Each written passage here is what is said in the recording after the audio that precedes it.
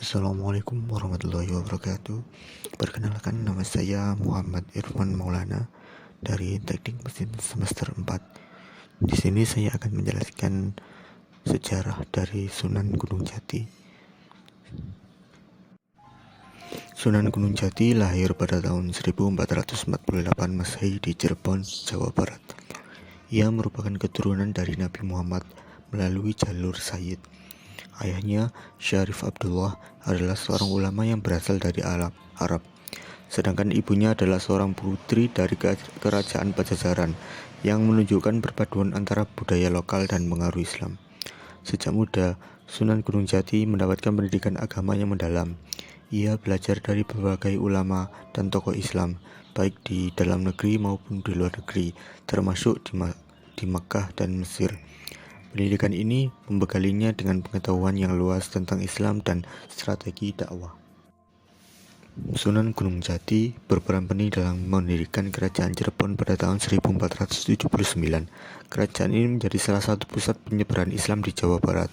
Ia menjadikan Cirebon sebagai basis untuk menyebarkan ajaran Islam ke daerah sekitarnya.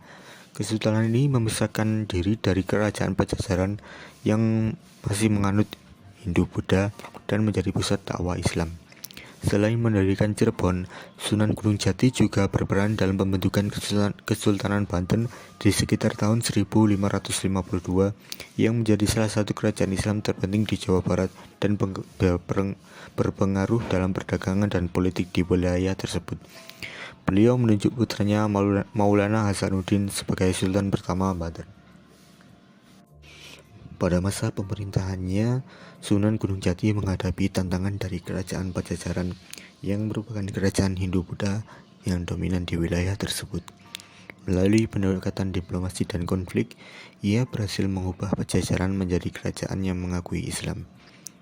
Strategi dakwah beliau dalam menyebarkan agama Islam adalah dengan melakukan pendekatan sosial dan budaya, yaitu menggunakan pendekatan yang ramah dan adaptif terhadap budaya lokal, mengadaptasi tradisi dan budaya lokal seperti gamelan, wayang, dan kesenian lainnya, dan mengislamkan tradisi tanpa menghapus akar budayanya. Beliau juga melakukan pernikahan politik dengan keturunan bangsawan lain untuk memperkuat jaringan dakwah dan kekuasaan. Pada masa pemerintahan Sunan Gunung Jati, beliau memiliki banyak sekali peninggalan. Yang pertama ada Masjid Agung Sang Cipta Rasa di Cirebon, dibangun pada tahun 1480 dengan bantuan Sunan Bonang dan Sunan Kalijaga. Kedua ada Masjid Jalagrahan, pertama kali dibuat oleh Pangeran Cakrabuana, direstorasi dan dipertahankan mimbar aslinya. Kemudian ada makam dan kompleks Astana di Gunung Jati, terletak di Gunung Sembung, Desa Astana, Gunung Jati, Cirebon. Terdiri dari 9 gerbang spiritual, Gapura, Krabyak, Pasujudan, Ratna, Komala, Jinem, dan seterusnya hingga teratai. Kemudian ada peninggalan artefak dari Museum Keraton Kasepuhan, yaitu gamelan Sekaten, hadiah dari Demak yang digunakan sebagai ritual siraman dan dimainkan saat lebaran.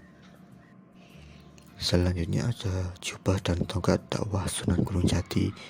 Kemudian ada senjata pusaka seperti keris semana, keris Bima Kuda, keris Sinom Kinata Emas, dan lain-lain. Selanjutnya ada wedung, kujang, tombak, meriam, dan kereta kencana.